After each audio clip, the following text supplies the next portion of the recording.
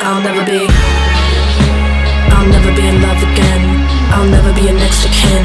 I'm swimming in lots of sin. I'm feeling sick. Ugh. I wanna feel born again. We're here to talk about my new project. We are. Cardinal. What has it meant to you personally to make this album? This album came together in a better way than all my other stuff has come together. And this is the first project that's been like intentional. Away Today, my first EP, was really more of a mixtape. That was just a bunch of songs that I had finished, and I was like, I dropped You Watch Me Break, which was the biggest single thus far of my career, and then I was just like, I'm gonna put all these tracks on an EP and see what happens. This one specifically, though, I felt ready to like make a statement sonically in one big chunk. Mm-hmm. Do you feel like the pressure of having a song like Watch Me Break is just kind of is it weighing on you a little bit? Yeah, because of that song, everything that I make now, I just feel pressured to top it. And that's why this project specifically, I was like, I'm going to take a step back and not think about numbers, not think about reception, and just put something together that I'm really proud of and then worry about the marketing after. Yeah. Because that's a big thing that I think artists are like struggling with is like, you're thinking of the promo as much as you're thinking about the actual art. And so you make the art and then you're like, fuck. Yeah. If the reception isn't what it is. So this project was just stepping away from thinking about that and just making something that I'm proud of and that I would listen to. So, yeah. I love that, you know? Yeah. You're really having like a different perspective on this project, it sounds like. And this project also, when I was thinking about like, what do I want a project to be from me, this project really is a love letter to the music that I grew up listening to, like Brockhampton and like the Odd Future guys and just like all that stuff that I might not be technically trained in like singing or production, but I know that era of music so well. Yeah, like by ear and by heart. Yeah, like I grew up like studying that shit.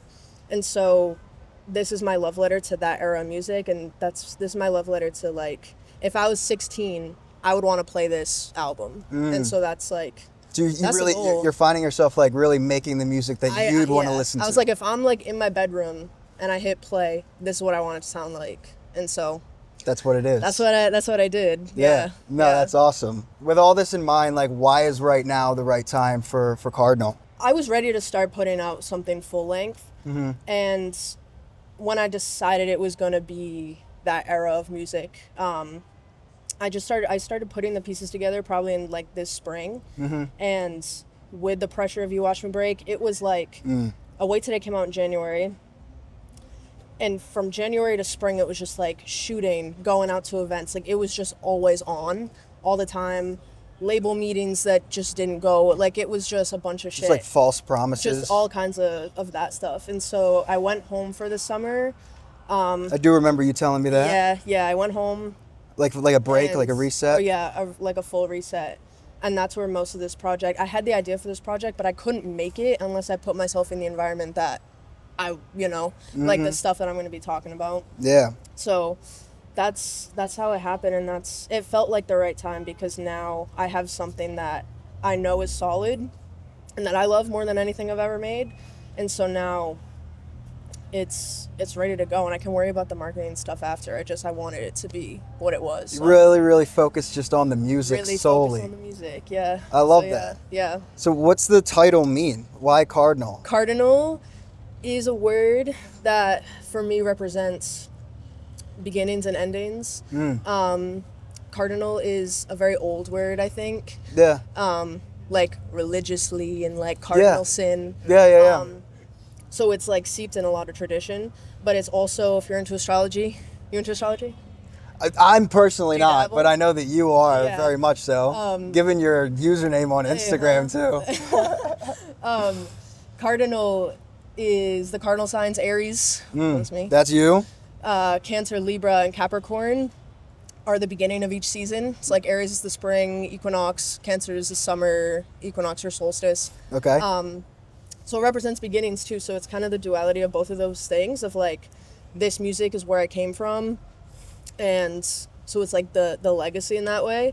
And it's also just, I think, like the real foundation of like this is what I can offer as an artist. So it's the blueprint to everything else. So would you say that this album is really your beginning? This is, yeah, for sure. Away Today is cool, but it's a mixtape. Yeah. It's like, it's cute. This is like realer shit to me. And this is Brooke. This is Brooke. Yeah, this is Brooke for sure.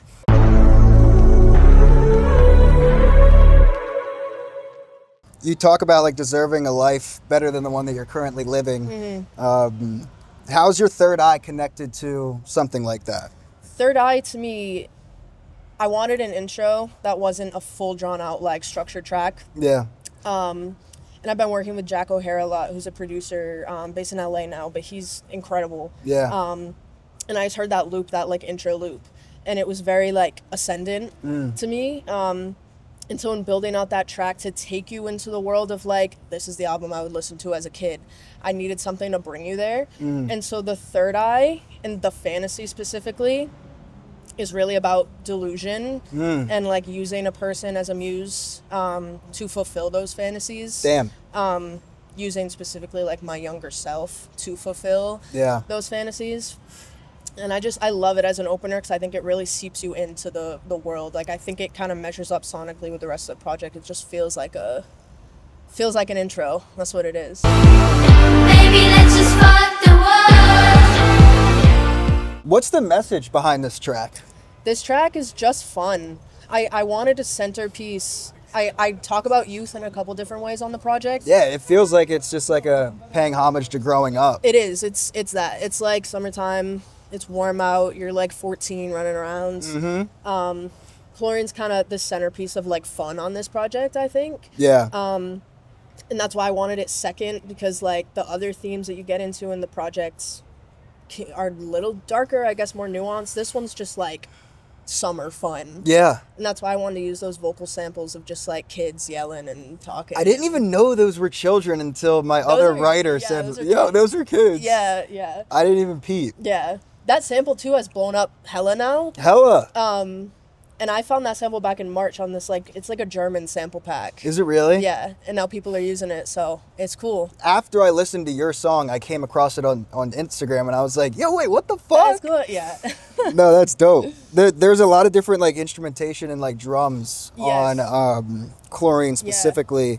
Like it's a guitar heavy on the riffs in the verses, different than like, and then the pattern, like you really get in the like that kick, that like do that kick. It just like, it just like keeps the chorus like so alive. For sure. I wanted to know like, what was it like plotting out the landscape for that song specifically? Yeah, that structure, I wanted to just not have a structure. Like I'm really big on structurally making sure there's like a verse and a bridge and a chorus just in a way that feels right when you're listening. Yeah. This one though, I wanted those verses to be super visceral, like you're in it and you're 14 and you're running around and you're in the pool and then you're whatever. And the chlorine's in your eyes. And you're like, whoa. You're fine, bro. I can't fucking I see. can't see anything.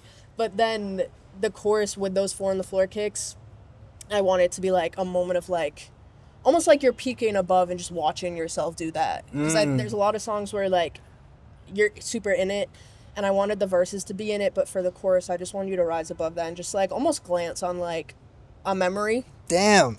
That's how I did that one. Dude, one of my favorite songs of you ever. FIXX.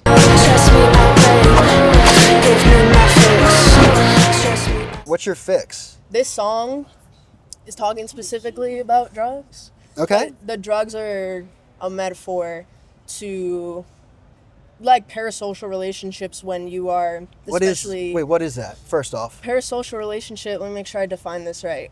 It's developing like a really intense emotional connection or just what you feel is a personal connection with someone that like doesn't know you or doesn't like care about you type. So like every single serial killer has a parasocial relationship with the serial killer that they idolize. Yeah, exactly. Yeah, that's a good one. That's a great. I mean, I just watched Ed Gein, the monster thing. I have to watch that. Still. It's so fucked up. Yeah. So fucked up. But okay, Crazy. So it's about parasocial relationships. And the FIXX is just like using someone to get what you want, but knowing that they're also using you or might not care as much about you. And this one is, I guess, tonality, like the darkest song on the record. maybe just in like feeling. But yeah, that's what the FIXX is, and it's different for everyone. In this case, it's like drugs, but all kinds of stuff. So. And is it real? Yeah. It's real. Yeah, it's real. So your relationship with drugs is real? Would you say it's? In this song, yeah. In this song. In this song, yeah, for sure. Because there's another person in FIXX. Yeah. Wait, so who is it? It's a like my coke dealer or something. Really? Yeah. Okay. And being like, oh, I'll go to this spot and I'll like meet up with you, I'll hook up with you, blah blah blah. But like I'm really only here for one thing, you know? Yeah. And I like that because you can apply that to a lot of different things. I found as I was writing it about like the FIXX of like, oh, I'll go network here, meet you at this club, but like I only want your contacts for A, B, and C. Or like I feel like people are doing that a lot. In networking or music industry or whatever the fuck, but also just in relationships, like just using people to get stuff.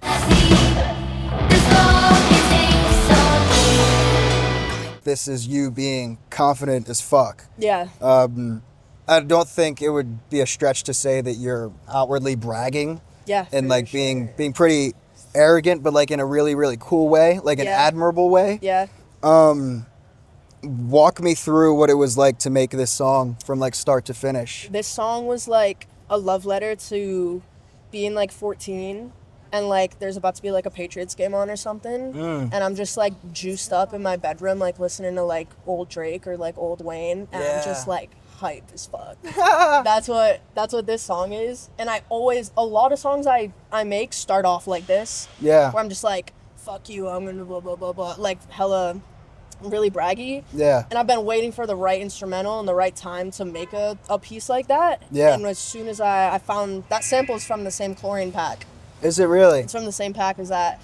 And I produced that and I was like, oh, this is the one for that type of energy. You used a lot of samples on this album. I did. I wanted it to be very sample heavy. Yeah. In a nostalgic way. Yeah. But yeah, so that's how I made that. I made this one for my friend Jordan, who we went to Pace together in freshman year when we would just be like really drunk. We'd just like listen to like shit like that and just like jump around. And she moved out of the city, but when I dropped this, she called me right away and she was like, this shit, like I'm jumping around right now listening to this. Let's go. And like that, I made it for that. I made it for just like making a song and being like, I'm on, you know? Yeah. So that's what it is. Is it real? Yeah, a part of it for sure. A part of it. There's like, I like moments like that because it doesn't mean like the insecurities and the other stuff isn't there or under the surface or just at the surface. Yeah. But in this one, no. It's just, you know? Yeah. It's full on. So did you find yourself like more confident after making the song? Yeah, definitely. It also, it exists as like a moment in time now, which I love because I can drop that and then have moments where I'm like, oh, I made something, I think it's ass, whatever. Yeah. But this exists as like, it's a reminder and it's also just like, that's how I was feeling at the time. And so it's out, you know? Yeah. And I wanted a moment like that on the project. So I love that one. Yeah, no, fun. that one is a very, very fun song. It's really fun. It's a good one. You get really rappy too in it. I'm rapping on that joint, yeah. Yeah, you are rapping. Yeah, I am. Yeah. And I get like a lot, when I will like first start playing instrumental, all my early demos are rap stuff. Yeah. And then I'll like transition to something else depending on what like I think the instrumental wants because I've never really worked with an instrumental like that. Mm-hmm. But with this one I was like, yeah. Let's go. I'll never be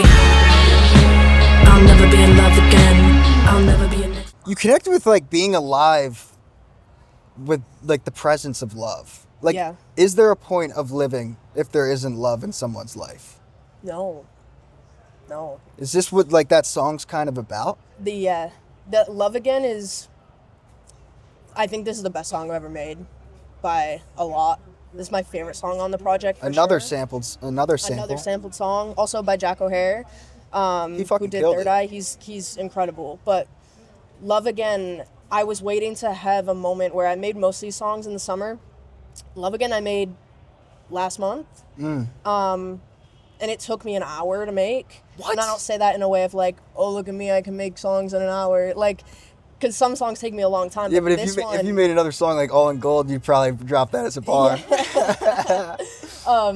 But this one just like it came out of me in a way where it needed to be on the project, and so I fit it on. The version that you heard is not mixed yet. No, I noticed that. Yeah. It's like a mix down. It's mixed, yeah. It's just like a rough bounce, but that'll be done in a few days. And the love like that I'm talking about on there is, it's very self-realized in a way where in the beginning it's this like hard shell of I don't want to love again. I don't think I can, or even I don't think I can, but I don't want to. Yeah. And like fuck you, I'm on my own shit.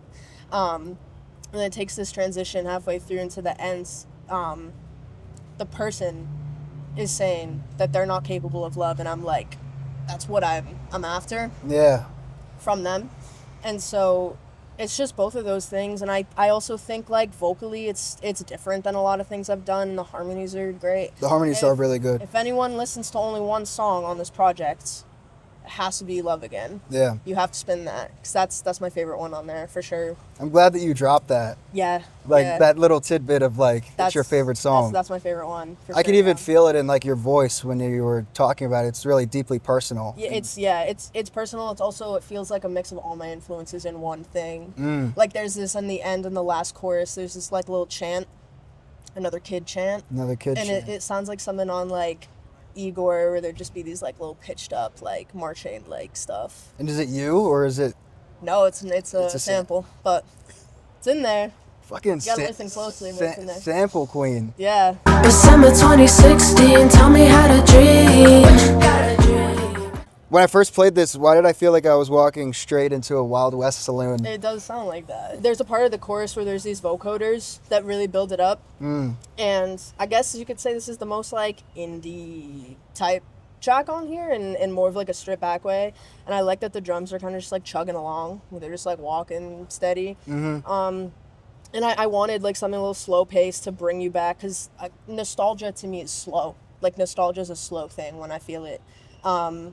And this song is super nostalgic, like lyrically and sonically. I think it feels very old. And so I thought the instrumental, I was looking for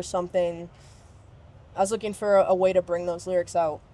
And I think the instrumental does that, which is cool. Well, it's good. Tell me about the story of Becker Lane. Like what happened in the summer of 2016? The summer of 2016.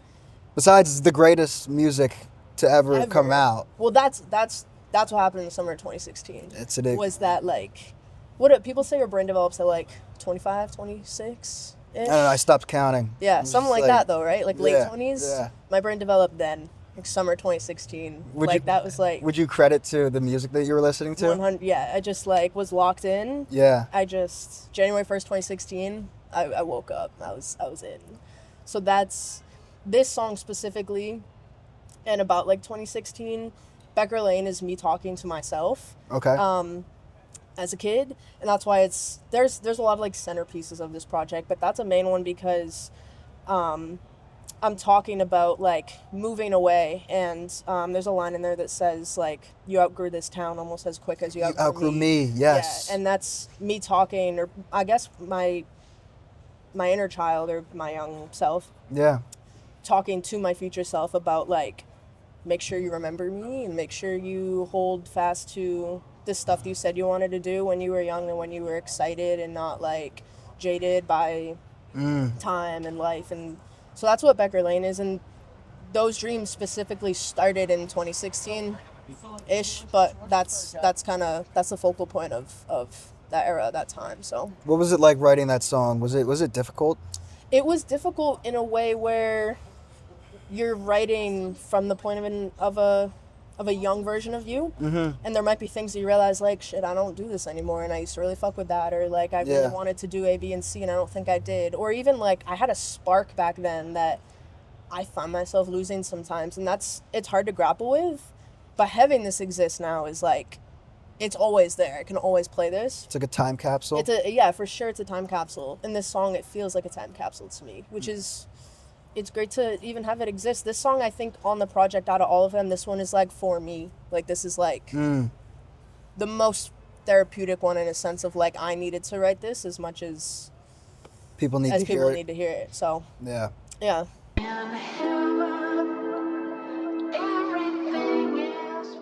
I need to ask you.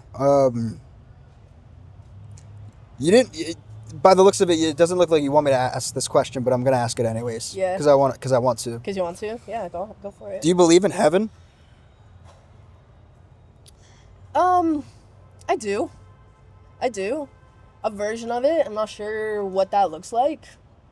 I think everyone, like, at least I have different definitions of it that change throughout time and depend on, like, what I'm going through. But I do, loosely. Yeah. You say it like you believe it for other people. Yeah, that's a good... Yeah. I think if you believe something enough, it's kind of true, you know? Like, if something is your mantra or your way of life... Yeah. And you live your entire, like, from 0 to, I don't know, what's the age expectancy, 80-something? If you live that, like, entire period invested in that, then it's real. And then whatever happens after, you know... Is what happens. But yeah. That's the real truth. Is what happens after. Is what happens after. I guess we'll live to find out. Well, yeah, for sure. Or die to find out. Looking forward to it. Did you find the sample first when you were writing before you were writing Heaven? I did. Yeah. And this mirrors Third Eye in a way where Third Eye feels hopeful. You're being, like, brought into it. Heaven is more, it's an outro. It's calm. Yeah. But it's kind of, I talk a lot in that about having a relationship either with myself or with someone else in the summer, because summer is the most, like, it's the most youthful thing ever. Like, you're, like, doing shit. You're young, you're outside. And every time, like, no matter how old you are, summer's always like, oh, school's out. It's just even though, like, you haven't been in school for, like, but 5 years, but school's out. It's, like, true. Yeah. And this song is like the end of summer in a lot of ways, which is cool because Third Eye I made in May, so it really was like spring, beginning of summer. I made this in like August, so this was really like, this is the outro, and it's Heaven in this sense is that summer or childhood or just like this bliss, euphoric time. And we're leaving that, we're transitioning out of it at the end of the project. The more we talk about this album, it just seems like you're so on like a plane with yourself right now. Yeah. Like you're just so in line. Thank you. You're very in tune. Yeah. I feel that way, which is good, because I don't always... This has got to be the healthiest you've ever felt in your life. Yeah, I think so. Yeah, which is awesome. It's a good thing. It is a good thing. Yeah, definitely. Yeah. And this project is, I think, a big part of that.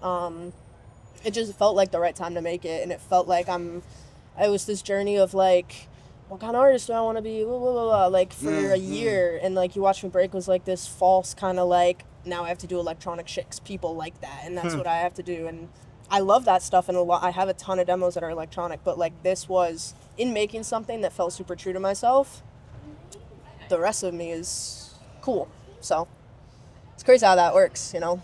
That's just life. It's life, yeah. You know? Yeah.